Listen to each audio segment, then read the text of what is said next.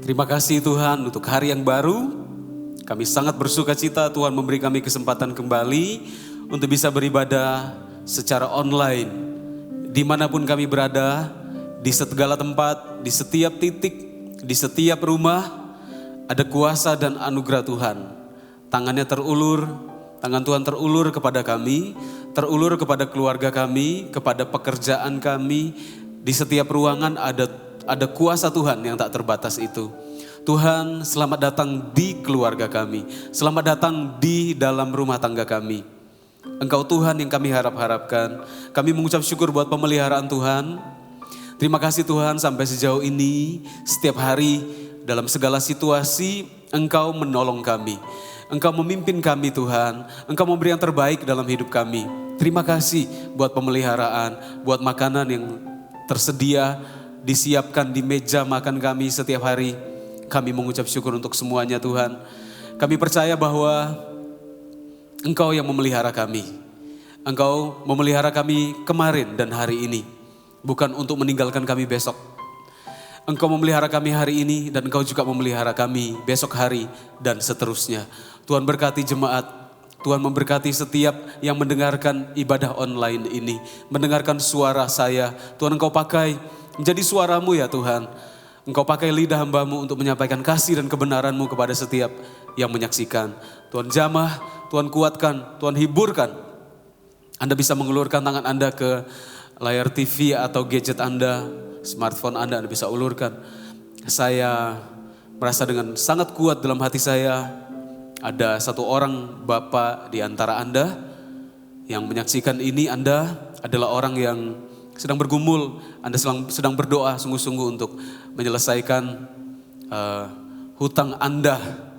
Dan dengan situasi yang terjadi akhir-akhir ini Anda merasa hopeless. Bagaimana bisa kerja untuk menyelesaikan hutang sementara situasi sulit. Saya berdoa Tuhan, Engkau memberikan kemurahan untuk orang kepadanya Bapak ini harus mengembalikan uangnya. Engkau jamah, Engkau berikan kemurahan hati, memberikan keleluasaan waktu yang lebih panjang lagi. Karena Anda sudah sangat mengusahakan. Anda bukan orang yang malas. Anda sudah bekerja, Anda mau melakukan yang terbaik, Anda mau bertanggung jawab, tidak melarikan diri. Anda benar-benar mau memberi yang terbaik, tapi memang situasi sedang sulit. Saya berdoa Tuhan Engkau kuatkan, Engkau jamah, Engkau berikan jalan keluar dalam nama Tuhan Yesus. Oh Tuhan, burung pipit Engkau yang beri makan. Burung di udara, Engkau yang beri makan, apalagi kami anak-anak-Mu Tuhan. Di dalam perenungan saya ini, tadi waktu sebelum naik ke sini, tiba-tiba terlintas mengenai perumpamaan cerita Tuhan Yesus. Mengenai orang Samaria yang baik hati.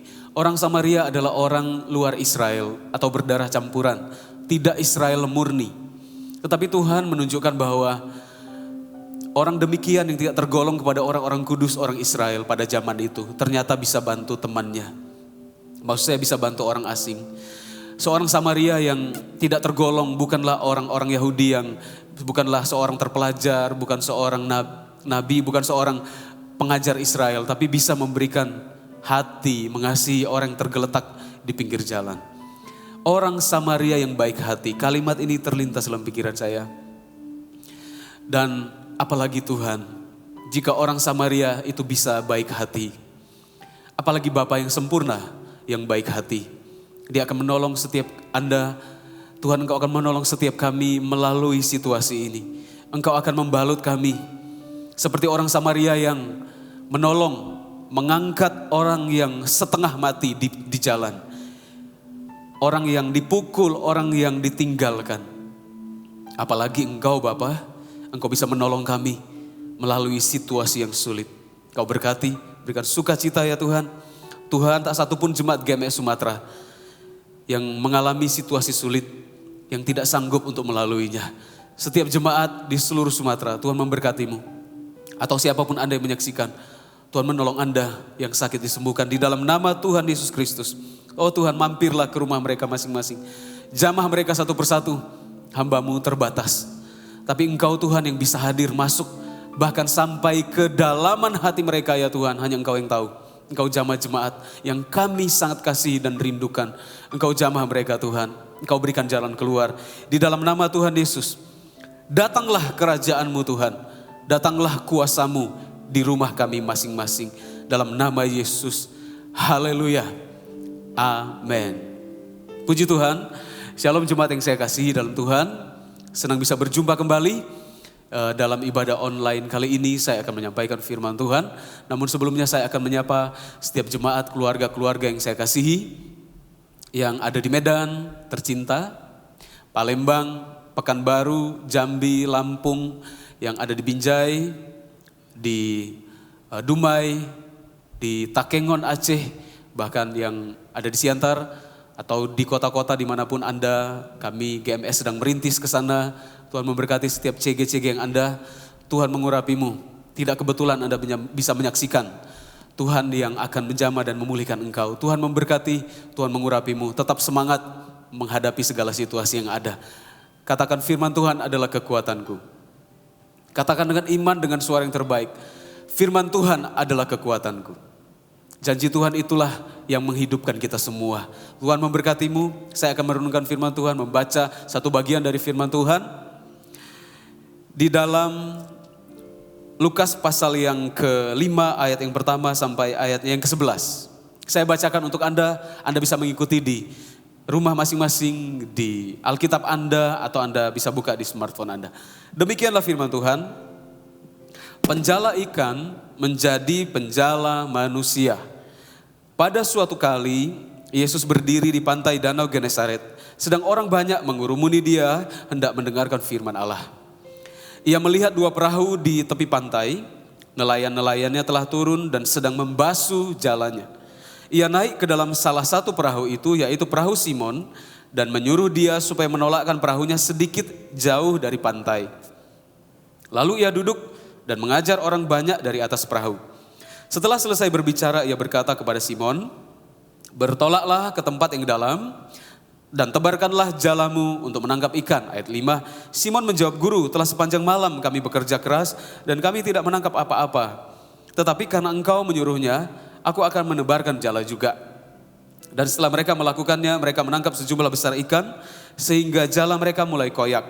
Lalu mereka memberi isyarat kepada teman-temannya di perahu yang lain supaya mereka datang membantunya. Dan mereka itu datang, lalu mereka bersama-sama mengisi kedua perahu itu dengan ikan hingga hampir tenggelam. Ketika Simon Petrus melihat hal itu, ia pun tersungkur di depan Yesus dan berkata, "Tuhan, pergilah daripadaku, karena aku ini seorang berdosa."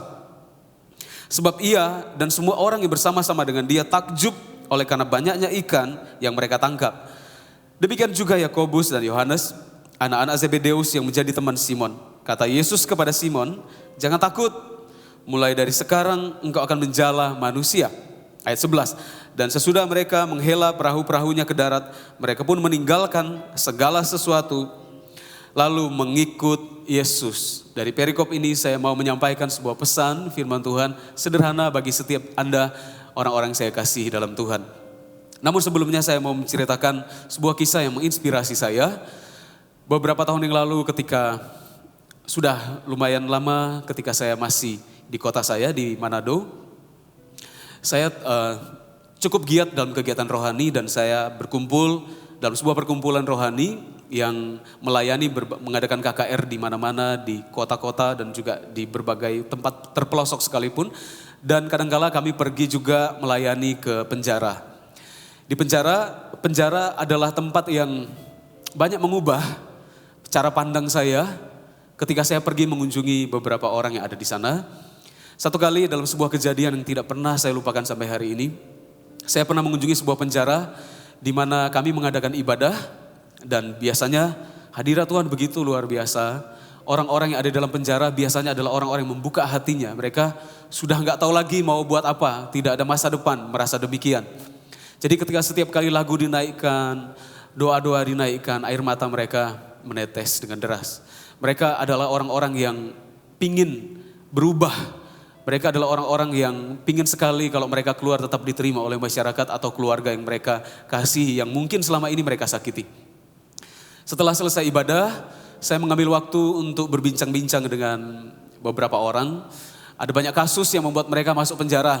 Ada pencurian, kekerasan dalam rumah tangga, kemabukan dan sebagainya yang ujung kepada pertengkaran dan sebagainya.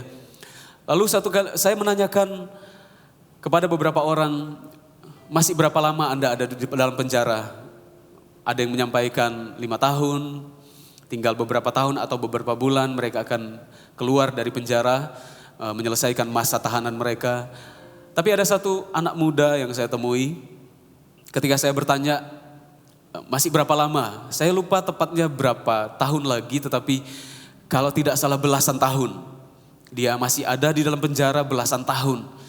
Dan saya tanya, kenapa Anda harus masuk penjara? Kejadian apa? Kasus apa? Dan anak muda ini sampaikan, karena saya ini membunuh. Saya kaget, shock. Anak muda dengan pembawaan yang sebenarnya good looking, seorang anak muda seorang pria yang saya rasa orang-orang biasanya akan kaget melihat. Mungkin kalau Anda melihat orangnya secara langsung, Anda kaget juga. Karena di sekujur tubuhnya tidak ada tato sama sekali. Bersih secara fisik, tapi sebenarnya ada sebuah kejahatan yang dia lakukan. Dan saya tanya, kenapa bisa membunuh? Kejadiannya gimana? Dan dia menyampaikan, saya menyesal karena sebenarnya bukan masalah saya. Saya hanya ikut-ikutan teman saya, berantem, bertengkar. Saya mau bela dia, ambil pisau, membunuh, menusuk seseorang. Dan orang itu mati, dia masuk penjara, temannya tidak. Setelah keluar dari tempat itu, pulang, kelompok pelayanan kami pulang. Di jalan saya diingatkan oleh Tuhan. Saya belajar sebuah kebenaran dalam hati saya.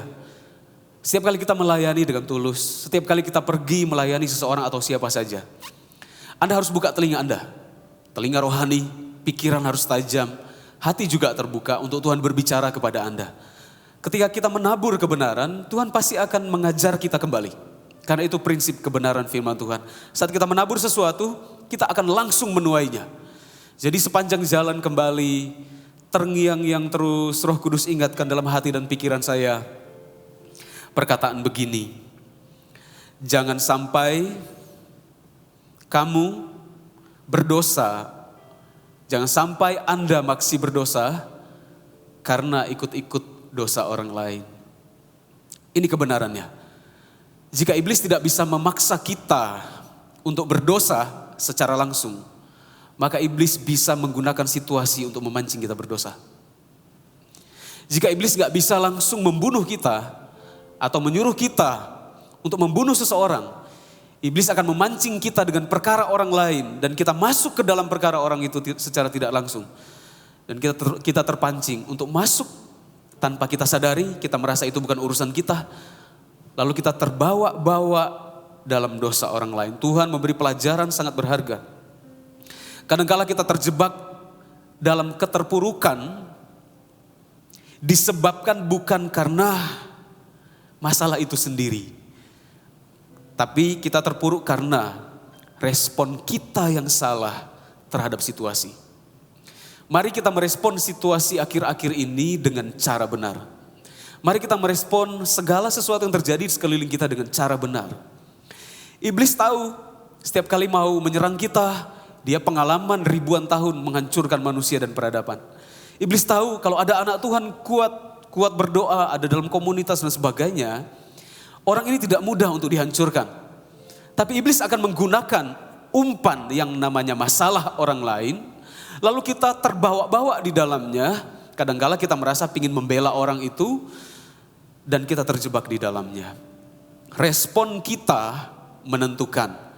Jadi yang lebih besar dari masalah itu, bukan masalah itu sendiri, tapi respon kita terhadap masalah.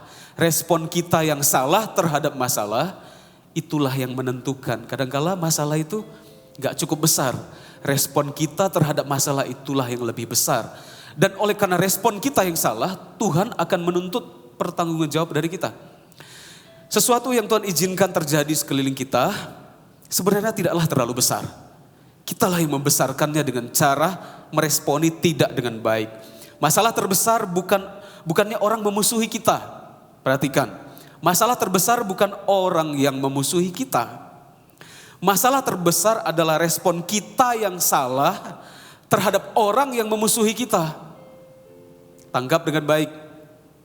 Sekali lagi ya, masalah terbesar itu bukanlah orang yang bermasalah dengan kita atau orang yang berbuat salah kepada kita. Masalah terbesar adalah respon kita yang salah terhadap orang yang bersalah kepada kita. Kita harus jaga hati. Firman Tuhan berkata, jagalah hatimu dengan segala kewaspadaan, karena dari dalamnya terpancar kehidupan. Jika dari dalam hati kita terpancar kehidupan, maka jika kita nggak menjaganya, yang terpancar selalu salah satu di sisi yang lain adalah kematian. Jadi hati kita harus kita jaga. Jika kita tidak menghasilkan kehidupan, selalu yang kita hasilkan adalah kematian.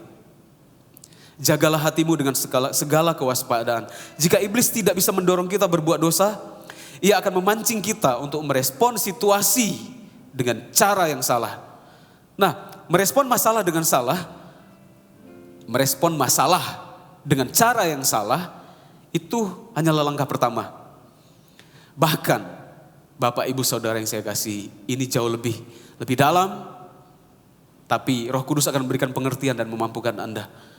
Merespon masalah dengan cara yang salah itu hanyalah langkah pertama. Yang kedua yang harus kita hindari adalah bahkan merespon berkat dengan cara salah. Itu adalah kematian. Banyak orang merespon masalah dengan cara salah. Tapi ada juga orang yang jatuh dalam dosa karena merespon berkat Tuhan dengan cara yang salah. Jadi Tuhan bisa memberikan kita sesuatu, sebuah berkat yang bisa menjadi bagian dalam hidup kita, menjadi bagian dalam keluarga kita. Sesuatu yang kita doakan supaya Tuhan jawab. Dan ketika Tuhan menjawabnya, respon kita salah. Seolah-olah berkat itu membuat kita jauh dari Tuhan. Respon terhadap masalah di sisi yang lain, tapi juga hati-hati dengan respon yang salah terhadap apa yang Tuhan berikan yang baik. Nah, bangsa Israel juga demikian. Kalau kita pelajari, bangsa Israel itu dihukum Tuhan itu bukan hanya karena mereka bersungut-sungut. Bangsa Israel itu pernah berdoa supaya meminta kepada Tuhan untuk memberikan kepada mereka daging di padang gurun. Siapa yang bisa menyediakan daging bertonton beratnya, daging segar, menyiapkan daging sebanyak itu kepada seluruh orang Israel untuk mereka bisa makan daging selama 1 bulan. Tidak ada pabrik yang bisa melakukannya. Namun Tuhan melakukannya ketika mereka berkata kepada Musa sebagai pemimpin mereka pada waktu itu, berikan kepada kami daging. Kami di Mesir makan daging. Mereka lupa kepada perbudakan mereka. Jangan karena makanan kita lupa akan pertolongan Tuhan. Lalu mereka berkata minta daging. Lalu Tuhan jawab. Tuhan meniupkan anginnya. Dikatakan Tuhan meniupkan angin. Lalu datanglah burung puyuh banyak sekali. Terhampar di perkemahannya orang Israel. Dan mereka makan daging segar itu tanpa dimasak. Saking mereka pingin makan. Pernah gak Anda pingin sekali makan apa gitu? Makan sesuatu yang sudah lama Anda idam-idamkan. Rasanya gak sabar mau sampai rumah mau makan atau sampai ke rumah makan. Itu kalau lama penyajiannya bisa marah, emosi. Nah, pelajari karakter orang lain dalam hal makan atau menantikan sesuatu. Nah, bangsa Israel merespon dengan salah. Ketika daging itu datang, daging itu kan berkat. Tapi cara merespon berkat itu enggak boleh salah. Mereka langsung mengambil kata firman Tuhan. Mereka memakannya. Dikatakan daging itu masih di mulut mereka, masih ada darahnya mentah. Dan Tuhan menulahi orang Israel. Banyak sekali yang mati. Terhampar di perkemahan orang Israel. Ternyata merespon sesuatu dengan salah hanyalah separuhnya. Kita juga harus belajar merespon hal yang benar.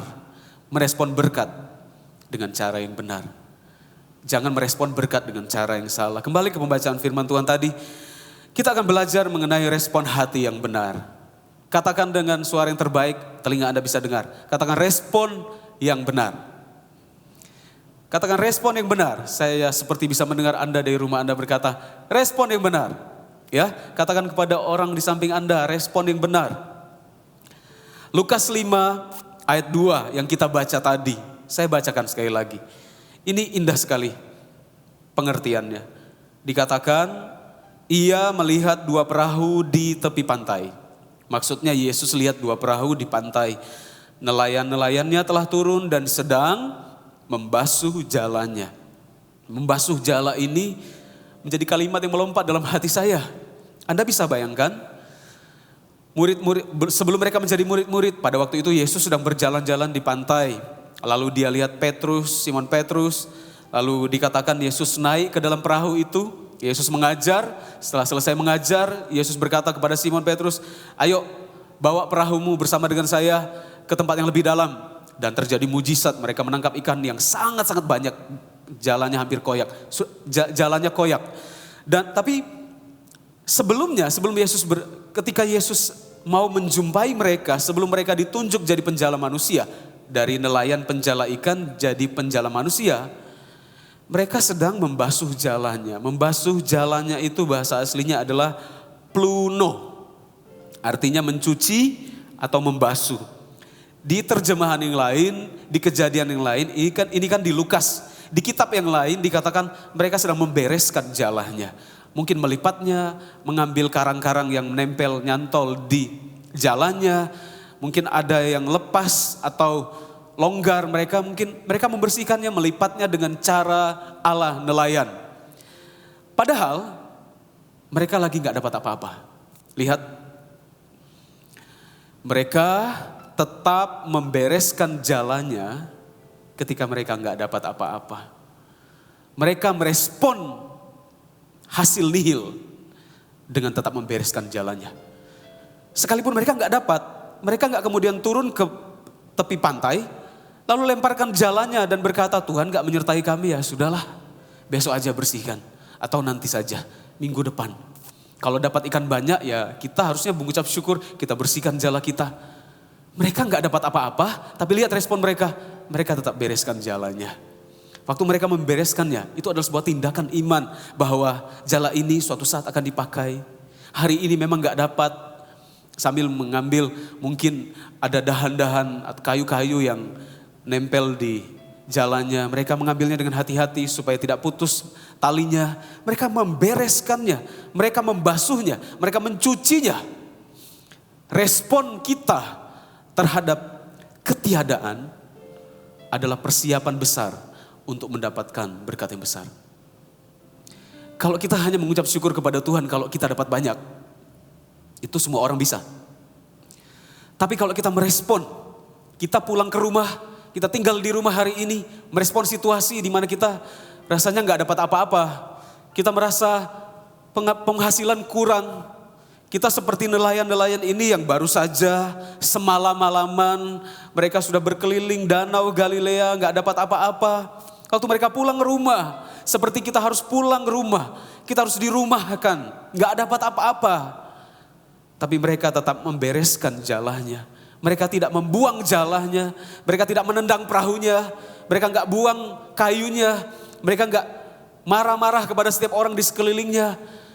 Respon kita kepada jika kita gak dapat apa-apa, jika kita gak dapat apa-apa dan kita merespon dengan baik, itu adalah masa persiapan yang dihargai oleh Tuhan. Untuk nanti akhirnya hati kita dimampukan untuk menangkap sesuatu yang sangat besar. Respon kita kepada sesuatu yang kita gak dapatkan menunjukkan siapa kita sebenarnya. Ada orang bisa kelihatan baik, bisa menyapa dengan baik, bisa sangat ramah, bisa mendekati Anda dengan baik. Karena menginginkan sesuatu. Coba jika ia tidak mendapatkan balasan apa-apa atau gak dapat sesuatu yang diharapkan dari Anda, apakah masih baik?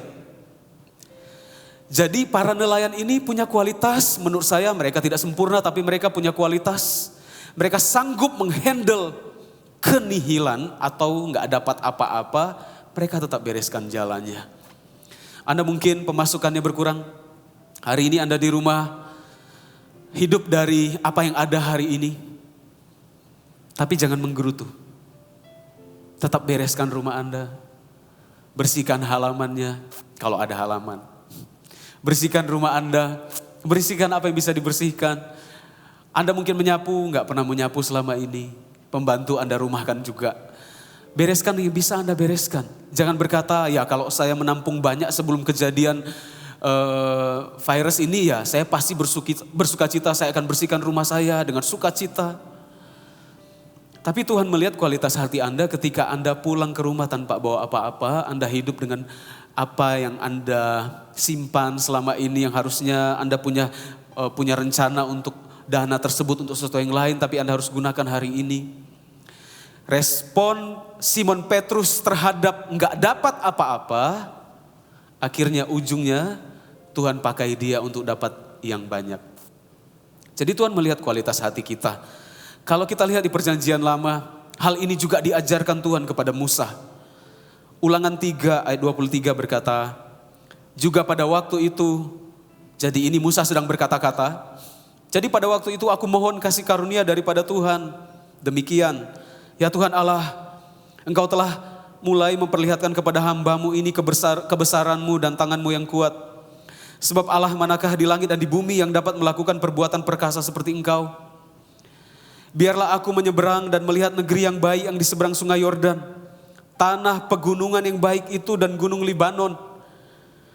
Tetapi Tuhan murka terhadap aku. Oleh karena kamu, hai Israel, kata Musa. Dan tidaklah mendengarkan permohonanku. Tuhan berfirman kepadaku, cukup. Jangan lagi bicarakan perkara itu dengan aku. Naiklah ke puncak gunung Pisga dan layangkanlah pandangmu ke barat, ke utara, selatan dan timur. Dan lihatlah baik-baik, sebab sungai Yordan ini tidak akan kau seberangi. Musa adalah orang yang setia, mengalami panggilan Tuhan, melakukan berbagai mujizat. Siapa nabi yang seperti Musa? Dia adalah seorang manusia yang dikatakan firman Tuhan memandang rupa Tuhan. Ada orang memberontak, Miriam saudarinya memberontak terhadap Musa. Langsung Tuhan hukum orang yang memberontak kepada Musa.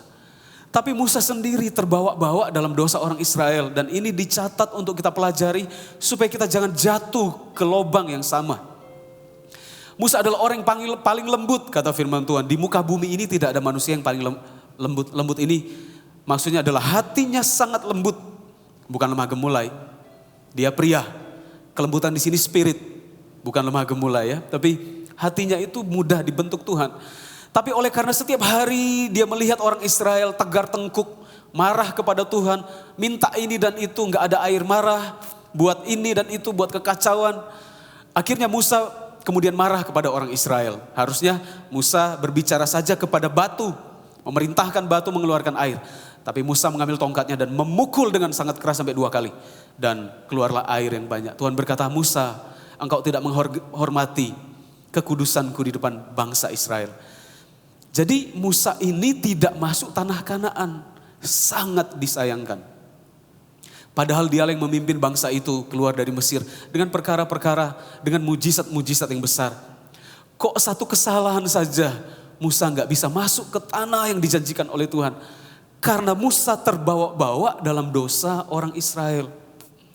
Jangan sampai apa yang kita bangun selama ini rusak hanya karena respon kita yang salah kepada seseorang. Kita memang dipakai Tuhan, kita diurapi Tuhan, kita dipanggil oleh Tuhan, kita jadi pemimpin. Kita mungkin jadi TL, jadi coach, jadi CGL, atau kita memimpin sebuah perusahaan, itu kepercayaan dari Tuhan. Itu sesuatu yang baik, tapi jangan sampai respon kita terhadap sesuatu membatalkan semua pemakaian Tuhan dalam hidup kita. Jangan sampai ada sesuatu berkat yang akhirnya Tuhan gak berikan, karena kita terbawa-bawa dalam dosa orang lain. Seperti kisah anak muda yang saya ceritakan di awal khotbah saya. Anak muda ini pastilah Tuhan punya rencana yang indah buat hidupnya. Karena bertengkar bukan dia yang memulai. Dia hanya bela temannya. Hanya bela, ikut-ikut dengan orang lain. Ikut komentar situasi yang buruk. Tahukah Anda, kalau Anda ikut memperburuk situasi, broadcast sana sini mengenai virus yang ternyata beritanya bisa simpang siur dan sebagainya, tidak bertanggung jawab, tidak tahu sumbernya. Setiap hari kita sebarkan kepada ribuan orang. Kita sedang berdosa terhadap Tuhan. Terbawa-bawa dalam dosa orang lain. Kalau memang berita itu benar, cari tahu kebenarannya. Saya menerima banyak sekali. Satu orang yang sama bisa mengirimkan broadcast berkali-kali dalam satu hari. Apakah perlu demikian? Kenapa kita nggak merenungkan firman, mendoakan bangsa kita? Kenapa yang kita sebarkan berita-berita yang kadangkala, kalau berita itu penting dan baik, sampaikan saja, sudah selesai. Jangan setiap menit update. Kita harusnya setiap menit baca firman. Bukan berarti kita meniadakan hal ini. Tapi kita harus tahu bahwa jangan terbawa-bawa dalam dosa orang lain. Respon kita itu harus benar. Masalah yang lebih besar bukan virus. Masalah terbesar adalah respon kita yang salah terhadap virus. Kita harus merespon dengan baik.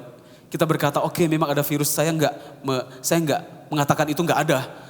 Halusinasi apa? Memang ada, banyak orang yang meninggal, hamba-hamba Tuhan pun meninggal.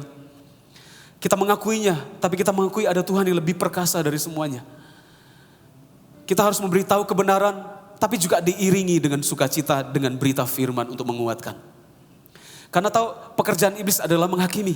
Jangan sampai kita ikut-ikut dalam pekerjaannya. Menghakimi dunia setiap hari. Tiap pagi kita bombardir setiap orang dengan berita-berita untuk menghakimi dunia ini. Memberitahu situasi tambah sulit, tambah sulit, tambah sulit. Tidak jauh bedanya pekerjaan roh jahat dengan apa yang kita lakukan.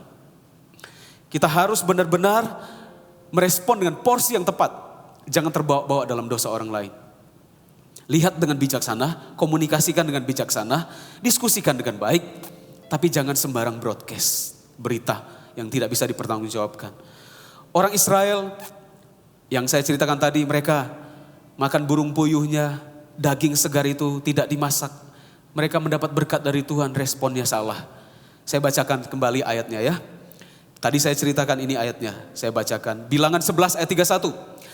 Lalu bertiuplah angin yang dari Tuhan asalnya, dibawanya lah burung-burung puyuh dari sebelah laut dan dihamburkannya ke atas tempat perkemahan dan di sekelilingnya. Kira-kira sehari perjalanan jauhnya ke segala penjuru. Dan kira-kira 2 hasta tingginya dari atas bumi. Maksudnya timbunan dagingnya begitu banyak. Ayat 32. Lalu sepanjang hari dan sepanjang malam itu dan sepanjang hari esoknya bangkitlah bangsa itu. Mengumpulkan burung-burung puyuh itu. Setiap orang sedikit-dikitnya mengumpulkan 10 homer. Kemudian mereka menyebarkannya lebar-lebar sekeliling tempat perkemahan. Selagi daging itu ada di mulut mereka sebelum dikunyah. Maka bangkitlah murka Tuhan terhadap bangsa itu. Dan Tuhan memukul bangsa itu dengan suatu tulah yang sangat besar. Respon terhadap berkat Tuhan dengan cara yang salah. Awal dari tulah yang besar.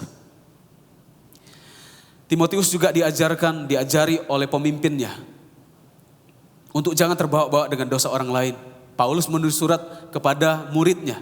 Namanya Timotius. 1 Timotius 5 ayat 21. Di hadapan Allah dan Kristus Yesus dan malaikat-malaikat pilihan yang kupesankan dengan sungguh-sungguh kepadamu. Camkanlah petunjuk ini tanpa prasangka. Dan bertindaklah dalam segala sesuatu tanpa memihak.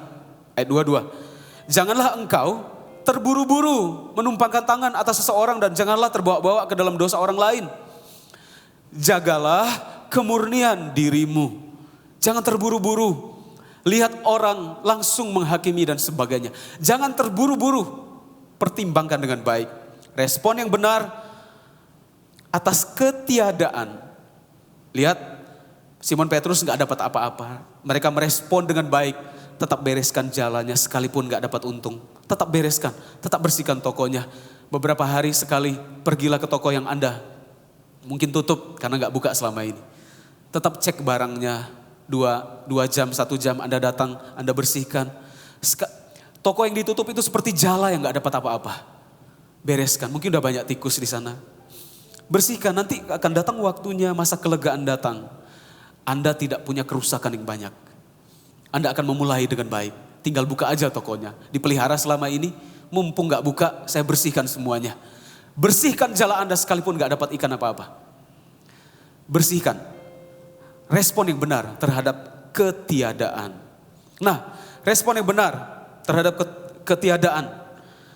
Saya garis bawahi di sini adalah persiapan yang benar untuk menerima sesuatu yang besar. Cara kita merespon kalau nggak dapat apa-apa, membentuk hati kita untuk siap menerima sesuatu yang besar. Di ayat yang kedua dikatakan dia melihat 2 perahu di tepi pantai, nelayan-nelayannya telah turun dan sedang membasuh jalannya. Lalu kemudian Yesus naik ke dalam perahu itu.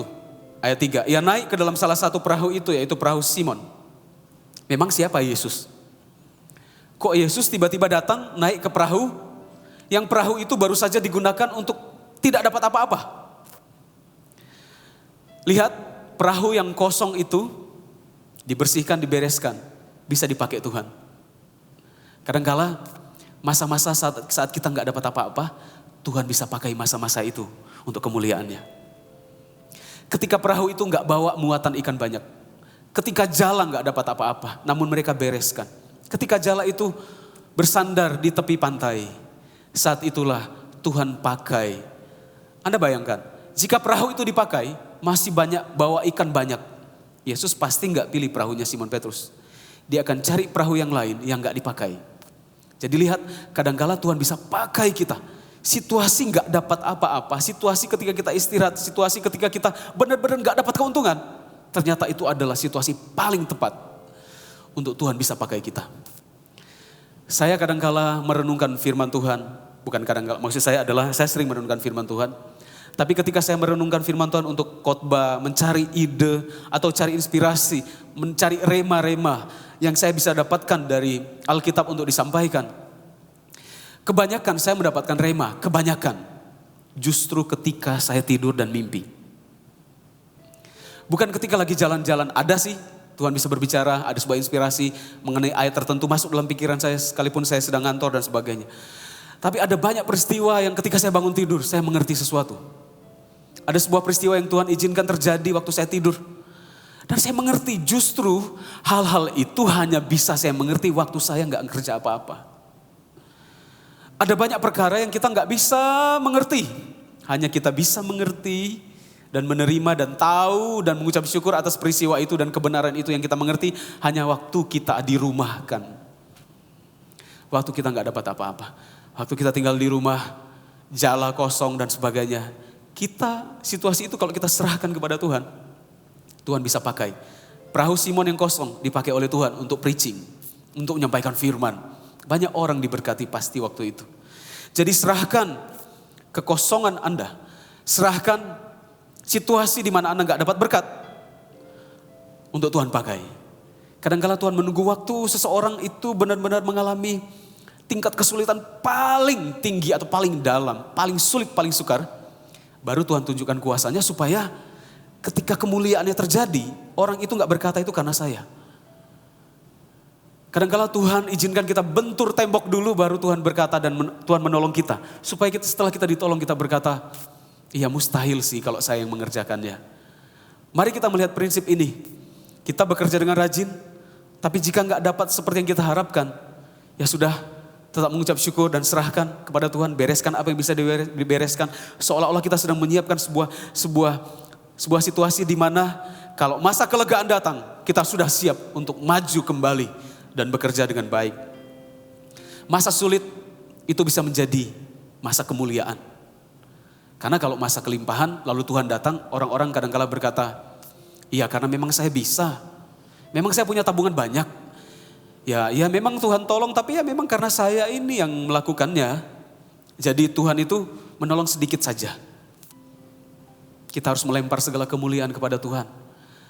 Itulah sebabnya Tuhan izinkan situasi sulit supaya waktu kemuliaan itu datang, kita tahu itu datangnya dari Tuhan. Masa sulit terjadi dalam sebuah pernikahan. Dicatat dalam Injil Yohanes. Dalam sebuah pernikahan kehabisan anggur. Bayangkan, itu adalah masa-masa krusial. Pesta kan gak bisa diulang, gak ada orang menikah berharap bercerai. Namun ketika anggur habis, itu bisa membuat rasa malu, perasaan malu yang luar biasa kepada keluarga baru. Tapi di masa kehabisan anggur itulah Tuhan Yesus menunjukkan kuasanya. Dalam ketiadaan kita, dengan jala yang kosong di rumah kita, saat itulah masa-masa yang tepat untuk sesuatu dinyatakan oleh Tuhan dalam hidup kita. Mari kita bereskan dengan baik. Kalau kita belum diberkati. Ternyata belum diberkati ternyata adalah bentuk berkat yang lain. Nggak dapat apa-apa ternyata bisa merupakan bentuk pengajaran Tuhan yang lain. Saya berdoa Anda menangkapnya. Yang kedua adalah ayat yang kelima dikatakan, Simon menjawab, Guru, telah sepanjang malam kami bekerja keras dan kami tidak menangkap apa-apa. Tetapi karena Engkau menyuruhnya, aku akan menebarkan jala juga. Ketika Anda benar-benar nggak tahu lagi mau buat apa-apa, nggak tahu lagi mau ngapain. Semua sudah dikerjakan dengan baik. Semua sudah dipertanggungjawabkan dengan baik. Seperti Simon. Udah semalam-malaman guru kami melakukannya. Bukan 1 jam, bukan 2 jam. Semalam-malaman kami sudah bekerja keras. Saat Anda sudah bertanggung jawab mengerjakan dengan baik segala tugas. Dan jika Anda nggak tahu lagi harus ngapain, itu saat yang tepat untuk mendengarkan firman Tuhan. Guru, sudah saya lakukan segala sesuatu. Dan hari ini saya nggak tahu lagi mau melakukan apa Tuhan. Tapi karena Engkau menyuruhnya. Jadi pandang firman Tuhan. Pandang Alkitab, apa yang Tuhan katakan. Kadang-kala kita melakukan firman Tuhan itu hanya karena ketaatan kita. Kita menerima perintah dari Tuhan. Kita nggak tahu ujungnya apa, tapi kita taat saja. Baru setelah kita melakukannya, kita baru mengerti, oh ternyata tujuan Tuhan begini ya.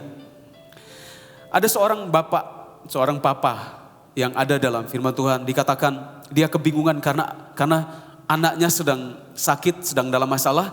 Kalau tidak salah kena sakit ayan, mau mati, dihempaskan roh jahat. Anaknya sedang bermasalah. Di Markus 9 ayat 23 dikatakan, jawab Yesus, katamu jika engkau dapat. Jadi bapaknya berkata, tolonglah guru, jika engkau dapat, tolonglah saya.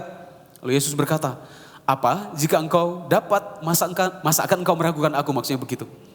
Tidak ada yang mustahil bagi orang yang percaya. Kita harus tahu kebenaran ini. Tidak ada yang mustahil bagi orang percaya. Tidak ada yang mustahil bagi Tuhan. Tidak ada yang mustahil bagi Tuhan akan terjadi kalau ada orang yang percaya bahwa tidak ada yang mustahil. Jadi ada 2 bagian. Bagi Tuhan memang gak ada yang mustahil. Tapi bagi orang yang percaya juga gak ada yang mustahil.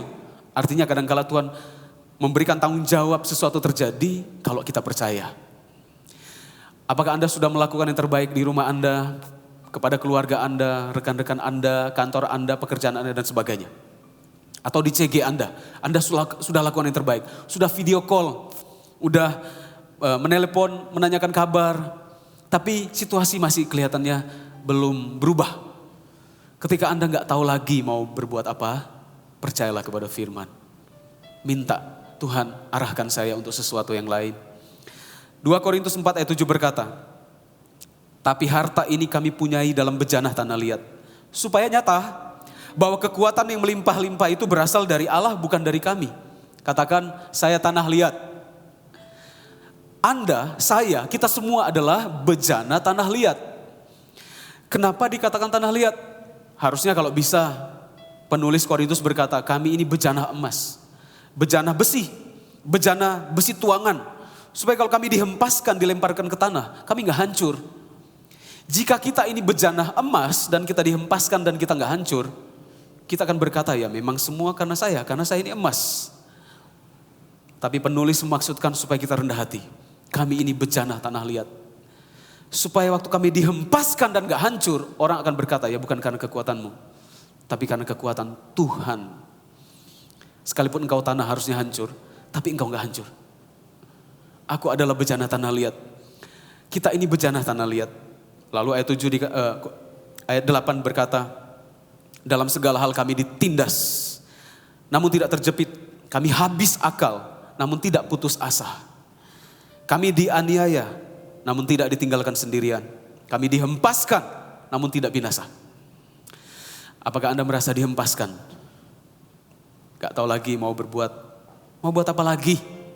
Mau buat ini atau itu, gak tahu lagi. Serahkan kepada Tuhan, berkata, Tuhan, saya mau percaya. Kadang-kadang saya gak mengerti, tapi percaya dulu. Karena saya percaya hatimu. Tuhan engkau baik. Mungkin kita belum melihat pertolongan Tuhan. Tapi percaya saja hatinya.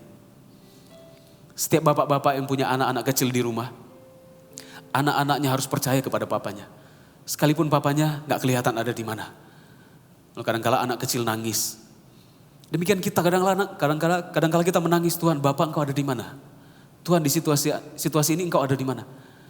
Bukankah anak kecil itu harus percaya hati papanya bahwa papanya akan kembali dengan makanan? Demikian juga kita, sekalipun kita belum melihat tangan Tuhan, percaya hatinya bersama dengan kita. Hati Tuhan gak bersama dengan galaksi itu, galaksi ini, bintang-bintang di langit. Tuhan hatinya selalu bersama dengan anak-anak manusia yang percaya kepadanya. Kita ini biji mata Tuhan. Terakhir adalah, poin berikutnya adalah yang harus kita pelajari adalah kita harus di ayat yang dikatakan kemudian mereka menangkap ikan yang banyak. Ayat 6, dan setelah mereka melakukannya mereka menangkap sejumlah besar ikan sehingga jala mereka mulai koyak. Jadi di ayat 6 ini kita bisa pelajari bahwa ketika mereka belajar membereskan jalannya, sebenarnya mereka sedang menyiapkan untuk tangkapan yang besar. Mereka menangkap sesuatu yang besar dari Tuhan. Orang yang sanggup merespon, membereskan masalah dengan baik, di sisi lain dia sedang menyiapkan otot rohaninya untuk menerima. Jala dibersihkan karena gak dapat apa-apa, sebenarnya sedang dibersihkan untuk dapat ikan yang lebih banyak lagi. Sama seperti kalau kita merespon hal-hal yang terjadi sekeliling kita, hal-hal yang buruk itu kita respon dengan baik, itu respon kita akan bentuk hati kita untuk kita menerima hal-hal yang lebih besar dan indah ketika hal itu datang tepat pada waktu yang Tuhan tentukan. Kita akan menerima hal besar dari Tuhan. Bahkan satu perahu gak cukup, dia harus panggil perahu yang lain. Ya. Nah, ayat yang ke-6, ini saya penghujung dari pesan saya. Ayat yang ke-6, sekali lagi saya bacakan. Setelah mereka melakukannya, mereka menangkap sejumlah besar ikan sehingga jala mereka mulai koyak. Lalu mereka memberi isyarat kepada teman-temannya di perahu yang lain supaya mereka datang membantunya. Dan mereka itu datang lalu mereka bersama-sama mengisi kedua perahu itu dengan ikan hingga hampir tenggelam. Ingat ya, kita selalu diberkati oleh Tuhan bukan untuk tenggelam. Bagaimana supaya gak tenggelam? Berbagi sama orang lain. Kalau Petrus memaksa, gak boleh, perahu lain gak boleh. Ini kan tangkapan saya. Maka buat apa dia menerima ikan yang banyak? Perahunya tenggelam. Sedangkan dua perahu menampung ikan, hampir tenggelam. Apalagi kalau satu. Setiap kali Tuhan berkati kita, itu waktu untuk sharing dengan orang lain.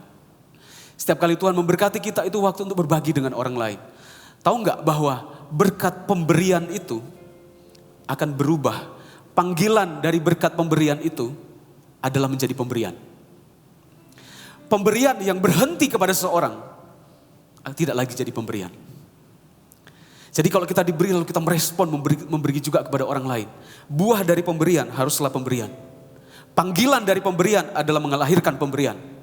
Dan jika pemberian itu dengan cuma-cuma Tuhan berikan keselamatan kepada kita misalkan, kenapa kita gak memberitahukan kepada orang lain?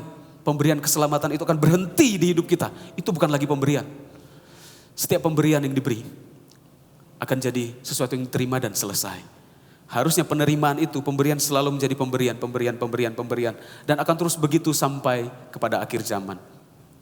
Dari ketika mereka menangkap ikan, mereka membagikannya. Saya menulis 3 poin di sini. Di situasi yang sulit ketika kita nggak dapat apa-apa. Lalu di situasi yang ketika kita sudah diberkati oleh Tuhan. Maka ada 3 hal yang harus kita lakukan ketika kita sudah diberkati oleh Tuhan. Yaitu meresponi berkat Tuhan dengan benar adalah sharing. Mereka membantu orang lain. Setiap kali kita sharing, kita sebenarnya sedang menyelamatkan diri sendiri. Setiap kali kita diberkati berlimpah dan tidak sharing sama orang lain, kita sedang bunuh diri. Ketika Petrus diberkati, dapat banyak ikan dan dia tidak bagi. Kalau dia tidak bagi, dia mati tenggelam. Jadi, dengarkan sekali lagi, saat kita sharing, kita sedang menyelamatkan diri sendiri sebenarnya. Karena kalau sesuatu Tuhan berikan dan kita gak sharing, kita sedang mengubur diri kita dengan semua berkat kita. Respon yang benar terhadap berkat Tuhan adalah sharing. Lalu dikatakan ketika Petrus melihat hal itu, ia tersungkur, Simon Petrus tersungkur dan berkata, aku gak layak Tuhan. Pergilah daripadaku, aku berdosa gak layak terima berkat dari Engkau. Jadi yang kedua, ketika dia berlutut, saya namai dengan surrendering. Yang pertama adalah sharing. Yang kedua surrendering, berserah. Oh, saya ini cuma manusia biasa. Engkau Tuhan, saya ini berdosa. Kalau kita pelajari bahasa aslinya artinya prospipto, artinya mengakui. Wow, aku berserah ya Tuhan. Oh, saya berserah Tuhan dengan kejadian ini. Jadi sharing, surrendering, dan yang terakhir di ayat yang ke-11 dikatakan, dan sesudah mereka menghela perahu-perahunya ke darat, mereka pun meninggalkan segala sesuatu lalu mengikut Yesus. Orang untuk kita merespon berkat dengan benar adalah sebenarnya. Inilah respon terakhir. Left everything. Saat kita selalu menerima berkat dari Tuhan, lepaskan semuanya. Tuhan, cara melepaskan bukan jual semua harta, bagikan kepada orang miskin di jalanan. Bukan, cara itu harus bijaksana. Bukan berarti apa yang kita miliki sekarang semuanya dijual, lalu pergi. Gak bijaksana, gimana anak-anak Anda, keluarga Anda. Artinya gini secara rohani, setiap kali kita terima berkat dari Tuhan, berkatalah kepada Tuhan, Tuhan, ini semua hanya titipan dari Tuhan. Berikan saya hikmat untuk kelola dengan baik. Untuk bangun gerejamu, untuk bangun pelayanan ya Tuhan, untuk memuliakan namamu. Jadi sharing, surrendering, left everything adalah respon yang benar terhadap berkat Tuhan. Saya berdoa supaya Tuhan mengajari Anda jadi dewasa. Hai jemaat yang saya kasih. Mari kita sama-sama berdoa. Tuhan, kami sudah dengar firman. Bapa, Engkau mengajar kami untuk merespon sesuatu dengan benar.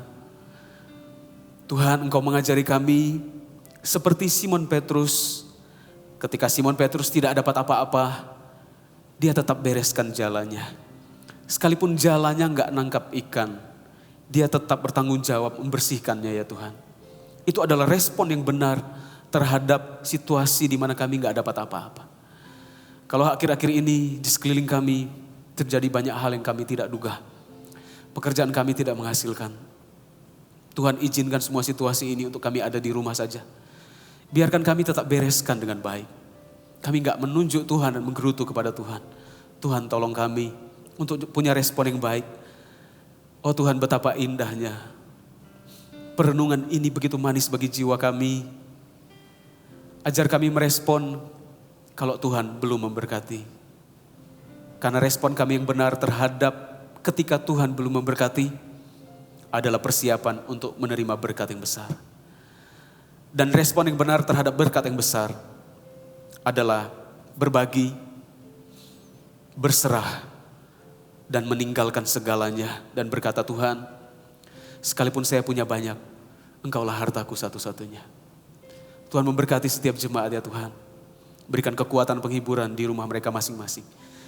Tuhan kuatkan, berkati ya Tuhan, ada sukacita, damai sejahtera, kasih, pengharapan dan iman dalam kehidupan jemaat-Mu. Terima kasih Tuhan, jemaat dikasih Tuhan, ulurkan tangan Anda ke TV kalau Anda nonton bersama atau ke gadget Anda. Tuhan memberkatimu, Tuhan melindungi engkau, Tuhan menyinari engkau dengan wajahnya dan memberi engkau kasih karunia. Tuhan menghadapkan wajahnya kepadamu dan memberi engkau damai sejahtera. Tuhan memberkatimu, memberkati keluargamu, pekerjaanmu, dilipat gandakan oleh Tuhan tiba pada waktunya. Setelah Anda menerima doa berkat ini, saya sangat merasa dalam hati saya untuk Anda tetap stay. Walaupun Anda sudah matikan TV Anda sudah matikan smartphone Anda, tetap menyembah Tuhan. Saya merasakan hadirat yang sangat kuat. Anda tetap mengambil waktu, Anda masing-masing berdoa nyanyikan 1-2 lagu menyembah Tuhan. Tuhan akan berbicara lebih, saya sudah lakukan bagian saya, Tuhan akan lakukan bagian Tuhan. Tuhan akan jamah Anda. Tuhan memberkati engkau hari ini, besok sampai selama-lamanya. Terima berkat ini di dalam nama Allah Bapa, dalam nama Tuhan Yesus Kristus, di dalam nama Allah Roh Kudus. Haleluya. Yang menerima berkat sama-sama katakan, amin. God bless you.